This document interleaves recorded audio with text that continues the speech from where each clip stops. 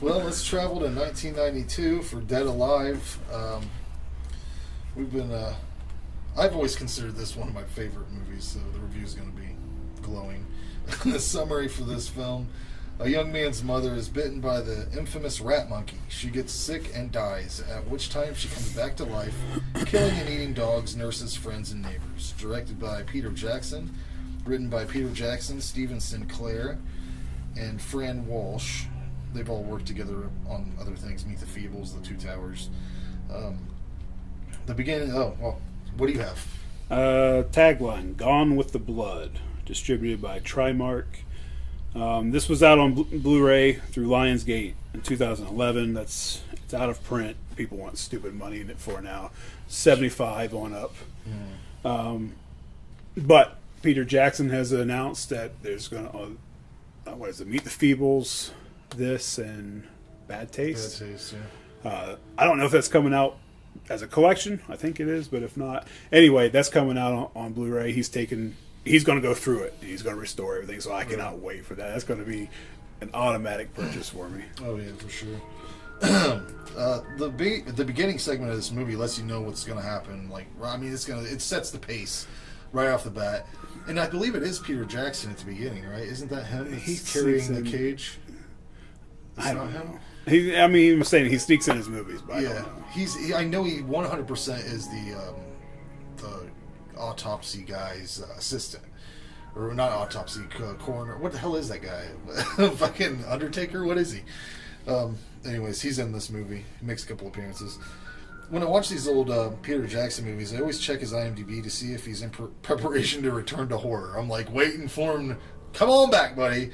But he's evidently just doing some dumbass Beatles movie. Well, I think he has made a comment. He's going to return. He's going to do it. Yeah, he's got a couple things on there right now, and it's not looking horror-y. What the fuck is to 10-10? He's making a 10-10 movie. Is that a thing that people like? Oh yeah. It's I think it's a young boy. He's like detective work. Yeah, something like that. I love anything that's set in New Zealand. I don't know why, but it seems like there's a very specific sense of humor in any New Zealand comedy, whether it's this or Flight of the Conchords. Stuff from the region has just got the same sort of humor. The stop-motion rat monkey looks terrible until it gets its head smashed, and I really like that. I always like stop-motion, even though it looks terrible, so it works for me.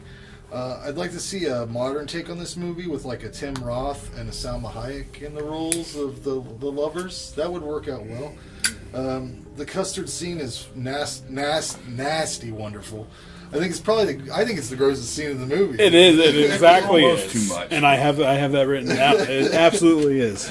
This is the kind of situation that develops when you try to hide shit. Here's what you do, man. The minute your mom turns into a fucking undead monster and kills her nurse, who also turns into an undead monster, you fucking tell your girlfriend, all right? Just tell her, because you need an ally. You need somebody. You tell them. Tell them about it. Otherwise, you're not going to have anybody to help you, and it's going to be really hard to prove things. But anyways, Peter Jackson, yeah, like I said, plays a couple characters in this movie. It never seems forced when he's in one of his... He's always an asset. I'm glad to see him. It's not like Quentin Tarantino when he shows up and you're like, oh, fuck. Dude, come on. I don't need 15 minutes of you. The cemetery sequence is, of course, my favorite portion of the film for so many reasons. I want a movie of that guy, like a prequel. It would have to be a prequel because he dies. Of the priest just killing zombies and shit. That would be so good. There are so many iconic scenes in this movie. It would be really long-winded to go through all of them, but the zombie dinner scene is great. Of course, the cemetery scene. The scene with the baby in the park is fucking awesome. The ending, come on. Dynamite all the way through. Everything about this movie hits the right tone. Small details like the uncle struggling to piss because of his urinary tract infection. The way the nurse's throat is slit and hinges at the back of her neck. Or when the greaser shoves a spoon through his entire head and it comes out the back. It's just the perfect shade of cheese for me. I didn't really need to rewatch this, but I did it anyways. And I'm going to give it a 10. Like I said, it's one of my favorites. That UTI thing. Go back, unless I'm mistaken. He's got kidney stones. Because when he first starts grunting, you hear it tink and rattle around inside the pisser. I'm like, oh my god! Shoots out. Yeah, so I got a very bloody movie, arguably one of the bloodiest or the bloodiest, and it's disgusting. Again, it's not so much for the gore. There's a couple scenes in here that involve pus. I can't do pus. Yeah. I could do blood her and guts. wound is pussing. Yeah, that's why it goes, goes in the custard. Yeah. That's bad. Yeah. I hated the mom from the get-go. Peter Jackson, I don't know her name, but they did a very well job. Very well job. Very well job. They did a good job, like creating that.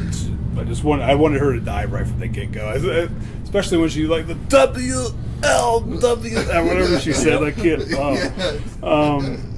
And then she becomes even more disgusting. I hate her even more. The custard scene again is stomach turning. Special effects top shelf, and that's what this movie's all about. And they still hold up today. Like everything still looks really good. It's extremely over the top, very entertaining, fun watch.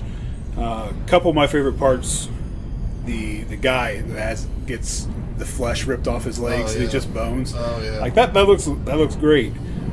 Being punched through the back of the skull, again, that looks good. I'm not sure you can get it better today, but I think probably it's not a main part of the movie, but one of my favorite parts is the zombie that gets stuck up on the light fixture. Oh yeah, and her head's glowing, and you just see her in the background of all different kinds of scenes. She's just hanging there. She got a light shooting out of her mouth. She's just like in the background for like 20 minutes of this movie. She eventually catches on fire, but this Timothy Baum, he did a really good job as Lionel. But I would really like to see this movie with Paul Rubin playing Pee-wee. Okay. Pee-wee's character. Oh wow. With all this stuff going on. And then I started thinking about that and how great that would be. And so then my mind started thinking of other people. And I would love to see, is it Rowan Atkinson? Yeah. Who, Mr. Bean? Yeah. I would love Mr. Bean's character to be in the middle of all this. Those two characters, I think, would just make this movie unbelievable. Something disgusting at me, like. How great would that be? Or Pee-wee. You're blowing my mind here because I would never. You went into a whole different set of waters. I did too. I spiraled. It's one of the best horror movies. It's one of the best horror movies from the 90s. One of my favorite zombie movies. And I think it's one of the best examples of practical effects. I give it a 10. Not much left for me to say. You've covered everything.